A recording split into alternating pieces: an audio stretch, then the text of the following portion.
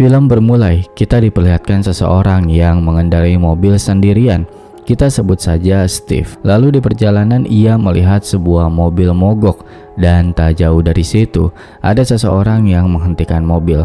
Ternyata itu adalah pengendara mobil mogok yang barusan. Pria gemuk ini minta tumpangan, tapi kurang sopan, sengak gitu gayanya. Steve nggak bisa menolak. Si pria gemuk ini pun masuk. Kita panggil saja dia Edward. Edward berbicara kepada Steve. Edward ngerasa tidak terima kalau Steve ini curiga sama Edward, mengira kalau Edward ini adalah orang jahat. Gaya bicara Edward ini seperti mengintimidasi.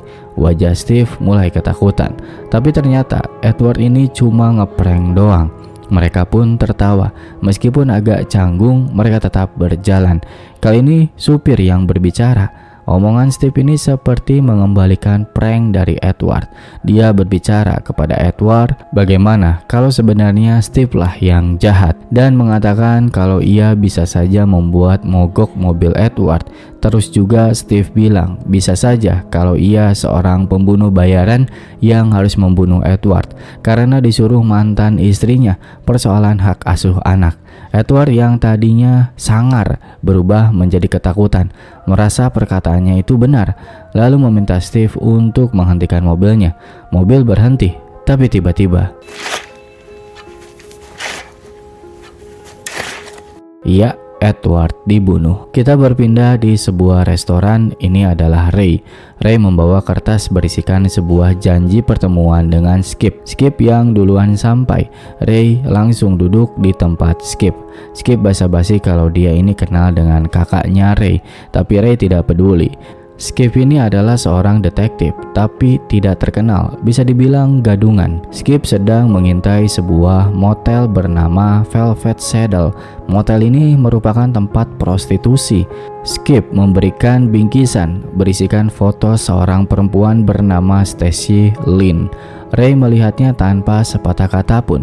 Di waktu yang sama, Skip terkejut melihat mobilnya diangkut oleh polisi karena parkir sembarangan di tempat parkir disabilitas. Wait! They don't even have a handicap spot! Ray menghampiri Skip dan tidak terima kalau Stacy difoto. Ternyata Stacy ini adalah istrinya Ray. Dan Ray pun pergi. Scene berpindah ke Stacy Lynn. Stacy menyimak seorang anak kecil bernyanyi vals. Ia bertahan mendengar bocil ini nyanyi vals sampai akhir. Setelah selesai tak lama Ray pun datang. Ray dan Stacy pergi ke bank. Ray di sini bengong, gak fokus karena foto yang diberikan oleh Skip membuatnya overthinking. Sedangkan Stacy terus berbicara menanggapi pimpinan bank karena Stacy di sini mau ngajuin pinjaman buat usaha salon dia. Cuma pihak bank ngerasa nggak yakin dengan Stacy, apalagi saat ditanya oleh pihak bank soal pengalaman salon. Stacy nggak punya pengalaman soal itu, jadi mereka berdua pulang dengan hampa. Mereka nggak langsung pulang ke rumah, tapi mengunjungi rumah kakaknya Ray terlebih dahulu. Di sini mereka melihat perahu yang tampak baru dibeli. Kini kita berada di rumah kakaknya Ray, dia adalah Junior. Di perkumpulan ini Ray cuma dipermalukan oleh Junior. Junior bercerita masa lalu Ray yang membuat Ray ditertawakan oleh satu keluarga. Ray cuma bisa diam aja dan merespon dengan seadanya. Malam itu selesai, Ray dan Stacy pun pulang. Stacy di rumah bete karena ia tidak mendapatkan uang, terus juga dipermalukan di hadapan keluarganya Ray. Ray di sini sambil memelas hanya bilang kalau ia berjanji akan mendapatkan uang untuk membangun salon Stacy. Pagi hari Ray pergi bekerja. Perselisihan terjadi di pagi hari. Ray memerintah Chad untuk menaruh barang itu dekat kasir, tapi Junior menyuruh Chad menaruhnya di dekat pintu. Ray yang agak kesal mendatangi Junior, tapi Ray tidak punya power di tempat ini kepada Junior. Lalu Ray meminta naik gaji untuk kebutuhan ia membangun salon, tapi Junior tidak begitu menanggapi. Ray langsung menyinggung soal perusahaan ini. Ternyata Jepson Hardware adalah perusahaan keluarga. Ray dan Junior adalah partner. Bedanya Junior manajer, Ray karyawan. Bahkan Junior lebih kaya ketimbang Ray, dan juga pegawai di Jepson tidak menghormati Ray sama sekali. Singkat cerita, Ray pulang bekerja membawa pizza untuk makan malam berdua, tapi Ray terkejut melihat Stacy berpakaian dan berdandan glamor. Ray pun bertanya akan pergi kemana. Stacy menjawab akan pergi nonton bersama Becky temannya. Stacy pun pergi sambil berkata, makan saja pizzamu itu. Tidak ada harga dirinya Ray sama sekali di mata istrinya. Ray makan pizza sendirian di malam hari. Setelah itu Ray pergi ke toko senjata untuk membeli pistol, lalu menuju Velvet Saddle. Di parkiran dia menodongkan pistol ke kepalanya sendiri. Mungkin Ray ngerasa putus asa, tidak ada keberanian untuk berbicara pada istrinya. Dia mencoba mengakhiri hidupnya di tempat Stacy berada pada malam ini. Tapi niatnya berhenti ketika seseorang tiba-tiba masuk ke dalam mobilnya. Pria berewok bernama Tiller. Dia seperti sudah kenal dengan Ray dan dia bilang target harus sudah dibunuh besok. Ray tentu bingung, ada apa ini? Sampai-sampai Tiller juga memberi uang muka kepada Ray. Ray tidak tahu apa-apa dan ia menolak. Tapi pada saat Tiller bilang kalau Ray bukan orang yang seperti dia kira, ternyata hanya seorang pria pecundang. Ray mendengar ini ngerasa terpancing. Seharian ia mendapatkan hal yang buruk. Kini Ray menerima uang dan tugas membunuh seseorang dari Tiller tanpa tahu siapa target yang ia bunuh. Saat membuka tas yang berisi uang, ada sebuah kertas bertuliskan alamat. Gak lama dari itu, datanglah pembunuh bayaran yang sesungguhnya, yaitu Steve. Ray sadar siapa dia pun langsung pergi. How's the movie? Jesus, you scared the shit out of me. What did you see?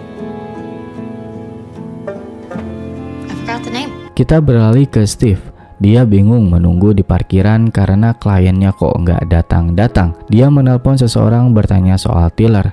Steve mendapatkan nomor telepon yang digunakan Tiller. Keesokan pagi, kita melihat Skip mengambil mobilnya yang diangkut. Skip kaget biaya yang ditagihkan sebesar $218.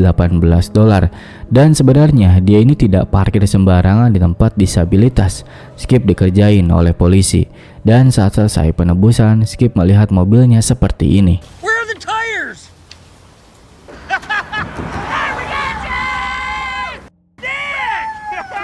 Kita berpindah lagi ke Ray. Ray sepertinya menjalankan tugasnya. Di sini Ray mengintai target yang bernama James, seorang pengacara. Ray membutuhkan James. James mampir sejenak ke suatu tempat.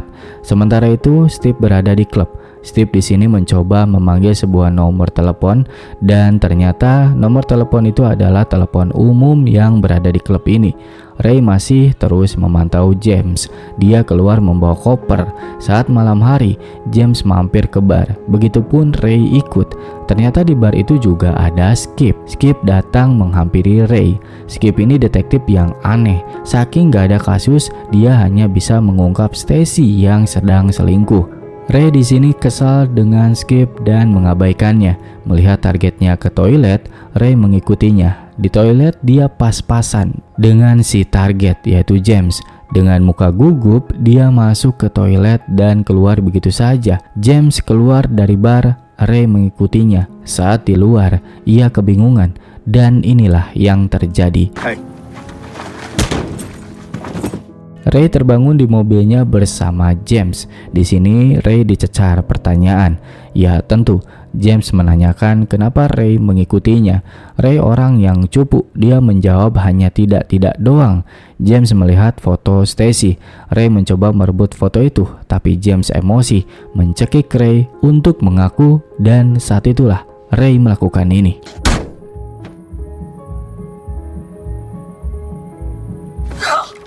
Ray pergi dari bar berkendara bersama mayat James. Dasar orang cupu dan sangat amatir. Ia menaruh mayatnya begitu saja di jalan. Ray pergi ke tempat steam untuk membersihkan darah. Lalu ia pergi ke rumah Junior. Tapi Junior tidak ada di rumah, hanya ada Kyle, istri Junior. Ray menanyakan kepada Kyle kemana Junior pergi. Kyle dengan santai menjawab ia sedang berselingkuh.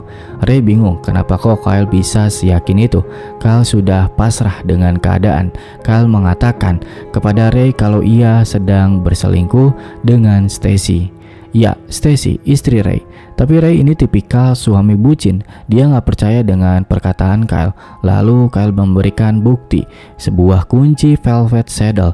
Ini menjadi pembuktian yang kedua yang meyakinkan Stacy berselingkuh di velvet saddle. Kita kembali ke Steve. Steve sedang berada di kafe. Di sana ia sedang menunggu informasi dari polisi melalui HT. Sebuah informasi datang dari HT. Informasi tersebut berupa temuan mayat di pinggir jalan. Ya, bukan lain ini adalah korban yang dibunuh oleh Ray. Steve pun langsung datang ke TKP. Steve mencoba untuk menggali informasi mengenai korban. Ia hanya mendapatkan informasi nama korban. Setelah itu, polisi menyuruh Steve pergi. Ketika polisi melihat korban, betapa bodohnya Ray. Di situ ada foto Stacy Lynn, foto yang diberikan oleh Skip padanya. Sementara itu di malam yang sama seseorang sedang merampok rumah James. Di sini keadaannya sudah berantakan. Berangkas pun isinya kosong.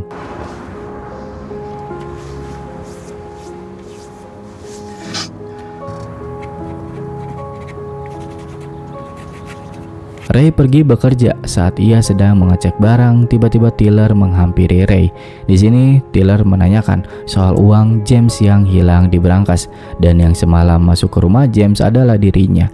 Ternyata Tyler ingin membunuh James karena ia ingin mengambil uang yang dimiliki oleh James. Dia menganggap Ray telah mengambil uang itu. Kini Ray diberi waktu dalam 24 jam harus mengembalikan uang James. Meskipun Ray terus bilang tidak tahu uang yang dimaksud, pada akhirnya ia hanya terdiam dan ketakutan.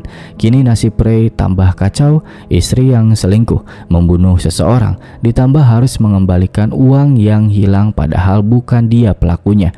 Sementara itu Stacy didatangi oleh Stephen dan Potter, dua orang polisi yang rese. Dan kita beralih lagi ke Ray. Ray ditunggu oleh Skip di parkiran dan mereka kembali ke resto yang pernah mereka kunjungi. Di sini Ray mengakui perbuatannya, tapi Ray mempunyai alasan di balik itu. Ray menceritakan kalau ini adalah sebuah kesalahan dan ketidaksengajaan. Ray menerima tugas ini karena ia hanya penasaran bagaimana menjadi orang yang tidak pengecut. Skip mendengarnya tentu aneh. Kini Skip memiliki sebuah kesempatan emas. Karena ini adalah sebuah kasus bagi Skip, Skip menawarkan bantuannya. Cuma Ray menolak. Lalu Skip menggertak Ray. Jika Ray menolak ini, maka Skip akan melaporkannya ke polisi. Tapi kalau Ray menerimanya, Skip akan tutup mulut soal ini. Meskipun Skip ini adalah detektif gadungan yang tidak memiliki lencana, tapi Skip ini cukup cerdas. Baginya, kasus ini belum diketahui fakta sebenarnya seperti apa. Skip juga ingin membuktikan kepada Stephen dan Potter kalau ia beneran detektif. Kini kita beralih ke Steve. Ia pergi ke toko Jepson Hardware membeli palu, dan ia pergi ke klub. Steve mencari Tyler. Wanita ini hanya berkata, "Cari Angie." Singkat cerita, Steve pindah, sedang memperhatikan seseorang dan juga mengikutinya sampai rumah. Steve menakutkan sekali di sini. Dia juga membawa sebuah palu yang ia beli sebelumnya di toko. Kita beralih ke Skip dan Ray. Kini mereka berdua menjadi tim. Ray dan Skip mendatangi kantor James. Lalu mereka bertemu dengan seseorang. Kita panggil saja Morgan. Ray dan Skip menanyakan soal James kepada Morgan. Ya, tentu Morgan tidak tahu apa-apa soal kejadian semalam. Ray dan Skip berselisih di sini. Sama-sama ingin bicara. Cuma Ray memegang kendali untuk bicara. Morgan sangat kebingungan melihat mereka berdua yang konyol. Morgan geram, bertanya lagi, apakah mereka dari kepolisian? Ray menjawab jujur, sedangkan Skip langsung mengelak, mengatakan mereka dari polisi. Morgan mengetahui ini sudah tidak beres. Ia pun mengusir kalau tidak pergi, Morgan akan menelpon polisi. Skip si konyol malah bilang sebelum ia pergi ia ingin pergi ke toilet dulu, gak mau ambil pusing. Morgan pun mengiyakan permintaan itu. Skip ini berulah lagi. Dia malah mendorong Morgan ke kloset dan menyuruh Morgan mengakui perbuatannya. kalau Morganlah pelaku yang mengambil uang James. Ray bingung apalah yang dilakukan Skip ini. Ray memperingati Skip kalau Morgan bakalan pingsan jika terus seperti itu. Dan benar saja, Skip langsung panik melihat Morgan pingsan. Ray melakukan pertolongan pertama. Untungnya Morgan sadar. Tapi setelah itu Skip mengulangi lagi perbuatannya. Lalu Morgan pingsan lagi untuk kedua kalinya. Ray melakukan CPR lagi. Skip kembali lagi menginterogasi Morgan. Kini Morgan menyerah dan memberikan informasi kalau James sebelum mati, Morgan mendengar pembicaraan James bersama kliennya bernama Adam. Dalam percakapan itu terdengar soal pemerasan. Setelah itu, Ray mendapatkan telepon dari polisi. Ray dan Skip pun pergi ke kantor polisi. Ray menemui istrinya sedangkan Skip disuruh menunggu. Skip di sini seperti sudah dikenali oleh polisi. Bahkan ia bicara dengan polisi di situ kalau ia sedang menangani kasus James. Polisi itu menjawab, serahkan kasus ini kepada detektif sungguhan. Sementara itu di ruangan, Ray bertemu dengan polisi yang berbicara dengan Skip. Polisi menemukan sebuah foto Stacy di TKP. Ini merupakan barang bukti sementara. Ray diberi pertanyaan apakah ia mengenali James. Ya tentu, Ray tidak mengakui dan tidak tahu apa-apa soal ini. Setelah itu mereka pun pulang. Di mobil, Stacy kesal dengan Skip. Sepertinya mereka saling mengenal. Sampailah mereka di rumah Stacy. Stacy turun tanpa sepatah kata pun. Setelah itu, Skip berbicara kepada Ray kalau Ray beruntung karena sekarang polisi mengira pembunuh James adalah Stacy. Skip juga mengatakan pada Ray kalau ia cerdas meninggalkan foto Stacy di TKP. Ray nggak terima hal ini karena Ray tidak bermaksud menaruh foto Stacy. Ray nggak terima omongan dari Skip, tapi ia tidak bisa mengelak apa-apa. Apa yang terjadi sudah terjadi. Ray dan Skip pergi ke suatu showroom. Saat sampai, Skip kembali membuat rencana ngaconya. Ia mengajak camping Ray bertujuan untuk refreshing. Ya tentu Ray menolak. Ngaco banget emang. Ray turun dari mobil. Pemilik tempat ini adalah Adam. Ray bertemu dengan Maya, istri Adam. Maya bilang Adam sedang tidak ada dan Ray akan menunggu. Kita beralih ke Tiller yang baru pulang. Tiller melihat pacarnya yaitu Angie sedang ditawan oleh Steve. Tiller bingung siapa dia. Steve hanya menodongkan pistol dan menyuruh Tiller untuk duduk. Steve menyuruh Tiller menaruh tangannya di meja. Lalu Steve mencecar pertanyaan, kenapa Tiller ingin membunuh James? Angie terkejut karena baru tahu hal ini. Jawab Tiller hanya, siapa kamu? Dan tangan Tiller dipukul pakai palu. Kita beralih ke Ray. Ray berhasil menemui Adam. Ray yang cupu tidak mengerti cara komunikasi ini. Dia langsung pada intinya menanyakan soal pemerasan. Adam mendengar hal itu langsung mengusir Ray.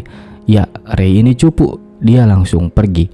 Sampai di mobil, Ray tidak berkata yang jujur kepada Skip kalau ia langsung diusir.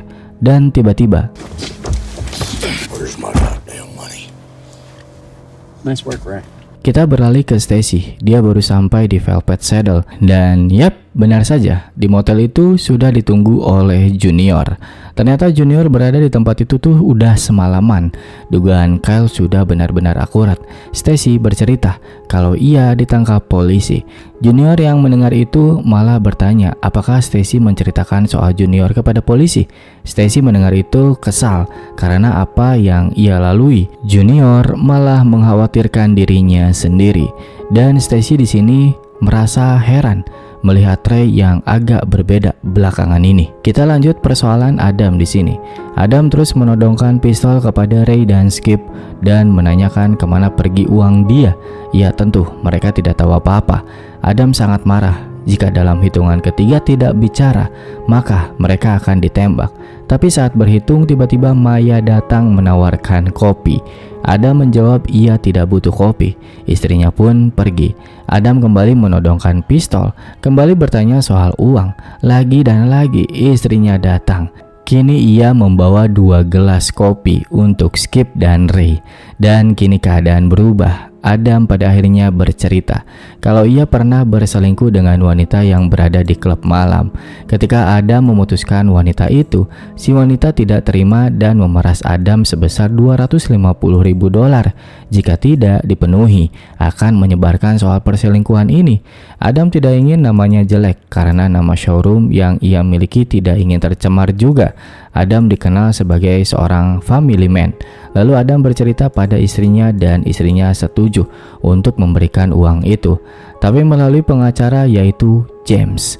Pada saat James hendak memberikan uang itu, James pun terbunuh dan kini uang itu pun hilang. Yang mencarinya kini bertambah, bukan cuma Tyler. Setelah itu Skip bertanya siapa wanita yang Adam pernah berhubungan, dan ternyata itu adalah Angie, dan Skip ternyata mengenali Angie. Mereka sampailah di rumah Angie. Mereka disambut dengan tembakan dari Angie.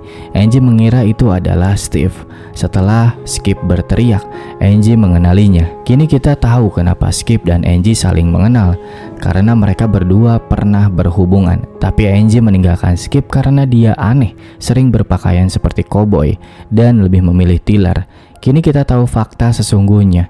Ternyata Adam bukan benar-benar sedang diperas oleh Angie. Adam juga tidak selingkuh dengan Angie. Adam adalah pelanggan Angie di klub. Angie diberi tugas oleh Adam untuk berpura-pura memeras Adam demi uang warisan. Jadi uang $250.000 itu adalah uang Maya, istri Adam. Dan Adam ingin menguasai uang itu. Angie dijanjikan 10% bagian dari uang $250.000.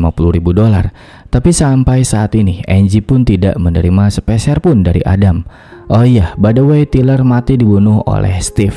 Karena Tyler salah memberikan uang yang seharusnya kepada Steve. Steve merasa dikerjai oleh Tyler, menuntut haknya. Dan alasan kenapa Tyler ingin membunuh James, karena ia serakah, tidak terima bagian yang hanya 10% yang Angie dapatkan. Tyler ingin seluruh uang itu. Kini Steve menginginkan uang $250.000 tersebut. Ray tersadar sesuatu, kini ia pun langsung pergi. Ray ingin cepat-cepat pergi karena dia kepikiran Stacy yang pasti saat ini menjadi incaran Steve. All we have to do is find the money first. I don't care about the money. I only care about my wife. Kita beralih ke Stacy. Stacy melintas di rumah James lalu pergi bertemu dengan Junior. Ternyata Stacy menemukan sebuah tas berisikan uang dan alamat James di laci milik Ray. Stacy membawanya kepada Junior. Stacy mengira kalau yang membunuh James adalah Ray. Dan tentu Junior tidak percaya. Ray baginya adalah seorang pecundang. Tapi di sini Stacy bertanya-tanya, uang ini hanya beberapa ribu dolar saja. Ini tidak cukup untuk membunuh seseorang. Junior dan Stacy kini mencari sisa uang yang diterima oleh Ray. Sementara itu Skip dan Ray ke rumah. Ray sangat mengkhawatirkan Stacy, tak sadar kalau ia selama ini dipermainkan. Lalu Skip pun mengatakan sebuah fakta yang sulit diterima oleh Ray, yaitu Stacy bukan orang yang setia. Ray pun terdiam. Mereka berdua ke bar untuk minum-minum dan sambil menenangkan diri. Skip di sini mengerti perasaan Ray. Skip tahu bagaimana rasanya disingkirkan, dan selama ini kita bisa lihat kalau Ray dan Skip sebenarnya bernasib sama. Skip pergi ke toilet, lalu datanglah dua orang bernama Felix dan Elijah. Skip keluar dari toilet. Dia melihat Elijah dan Felix berdiri di dekat Ray. Skip ini kocak. Tanpa bertanya, dia mengambil box di toilet dan memukul Elijah. Ray terkejut dengan kelakuan si Skip ini, dan Ray memberitahu kalau mereka adalah orang suruhan Adam. Kita berpindah ke rumah Adam. Di sini mereka bertemu dengan Maya, dan kalian akan terkejut lagi dengan fakta terbaru kalau yang membongkar berangkas James adalah Maya dengan cara menyuruh Felix dan Elijah membongkarnya. Tapi di berangkas sudah tidak ada uang tersebut. Jadi sebelum Tyler masuk ke rumah James, Elijah dan Felix lebih dulu. Maya sudah tahu siasat suaminya. Adam ini seorang pemabuk dan juga penjudi. Maya tidak ambil pusing sama perkara yang ada. Dia percaya begitu saja. Maya sudah tidak ada energi di sisa waktu hidupnya ini. Dia juga menyelesaikan hutang suaminya. Istri Adam hanya ingin bahagia di akhir hidupnya ini, karena tahu pada akhirnya Adam akan mencari istrinya setelah kelakuan dia di keluar. Ray mendengar hal ini seperti melihat dirinya sendiri yang selalu memaafkan kelakuan Stacy. Ray dan Skip pergi. Skip mereka ulang semua kejadian dan menimbulkan pertanyaan, lalu di mana uang tersebut berada? Dan tiba-tiba I know where the money is. mereka ke tempat di mana James dan Ray bertemu. Ray menyadari kalau James membawa sebuah tas, tapi pada saat keluar dari mobil menuju bar, tas itu tidak James bawa. Dan jackpot, Skip menemukan tanda dilarang parkir semalaman. Mereka pun pergi ke tempat tilang. Skip pergi duluan masuk sedangkan Ray masih di dalam menyusul Skip. Dan benar saja, uang itu ada di mobil James. Tiba-tiba Ray mengkhianati Skip. Ray menodongkan pistol kepada Skip, ingin mengambil uang itu dan diberikan kepada Stacy. Skip di sini mencoba menyadarkan Ray kalau Stacy adalah seorang pelacur dan pembohong, tapi Ray tidak mempercayai omongan Skip dan tetap membela istrinya. Ray yakin uang itu akan membawa Stacy kembali kepadanya. Skip merasa dikhianati dan ia mengira selama ini mereka adalah teman. Singkat cerita, Ray membawa uang itu, menelpon Stacy yang berada di motel bersama Junior, membuat janji untuk bertemu di rumah. Ray sangat senang karena ia membawa uang yang ia janjikan kepada Stacy. Ray pun sampai di rumah dan terkejut, di sana ada Junior. Ray senang dengan membawa koper berisi uang untuk Stacy, tapi ternyata mereka berdua melaporkan Ray ke polisi dan uang itu pun diambil oleh Stacy dan Junior. Kini Ray ditahan, dibawa oleh polisi. Stacy hanya berkata stay safe pada suaminya. Sementara itu Steve masih dengan HT miliknya mendengar kalau pembunuh James sudah ditangkap dan Stacy sibuk mengemas bajunya untuk pergi keluar kota dan Skip pergi ke kantor polisi ingin melaporkan pelaku yang membunuh James. Polisi di sini tentu sudah muak dengannya. Skip hanya disuruh menunggu. Sementara itu Steve mengejar polisi yang membawa Ray. Steve menyalip polisi dan yang terjadi adalah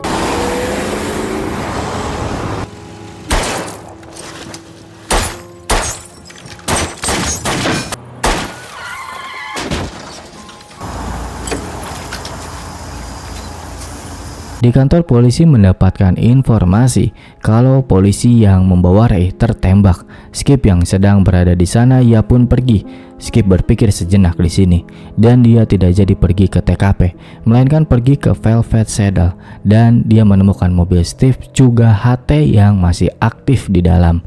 Tiba-tiba Steve muncul. Kita berpindah pada Ray. Ray bertemu dengan Kyle, bertanya kemana perginya Junior. Kyle yang sedang frustasi sambil minum alkohol berkata kalau suaminya pergi dengan Stacy. Ray masih aja blow on di sini, masih menanyakan bagaimana nasib Kyle dan anaknya, juga perusahaan yang ditinggal. Kyle menjabarkan kalau selama ini Junior mencuri uang perusahaan dan ia berhasil membeli rumah dan juga kapal boat. Semua itu berasal dari hasil curian di toko hardware.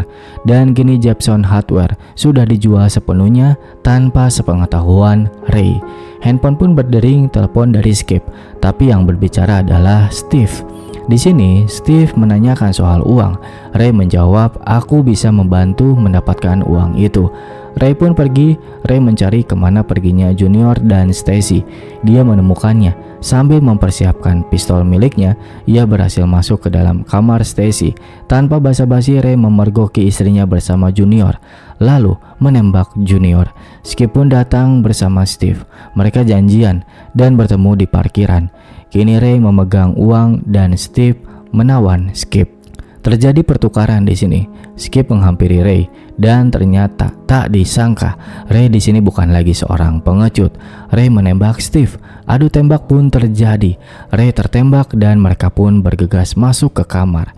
Di sini Ray memberikan uang itu dan meminta maaf. Skip tidak ingin meninggalkan Ray, tapi Ray menyuruh Skip untuk pergi. Steve pun masuk ke kamar mencari Ray, tapi ia hanya menemukan Junior. Ray pun muncul dari ruangan sebelah. Suara tembakan terdengar dari luar. Tidak tahu kejadiannya seperti apa, tapi Steve keluar dari kamar sempoyongan. Ternyata dia tertembak tepat pada perutnya. Begitupun Ray sama keadaannya. Skip membawa uang itu pergi dan bertemu dengan Stacy. Karena kasihan tanpa sepatah kata pun ia memberi tumpangan kepada Stacy. Sementara Adam kembali ke istrinya dengan penuh penyesalan dan menangis di pangkuan istrinya. Ray dan Steve mati. Film pun tamat. Film ini sebenarnya sudah dibahas dan diupload, cuma saya upload ulang dan revisi naskahnya agar rapi dan gak acak-acakan seperti sebelumnya. Oke, gua Angga, sampai jumpa di video selanjutnya. Terima kasih.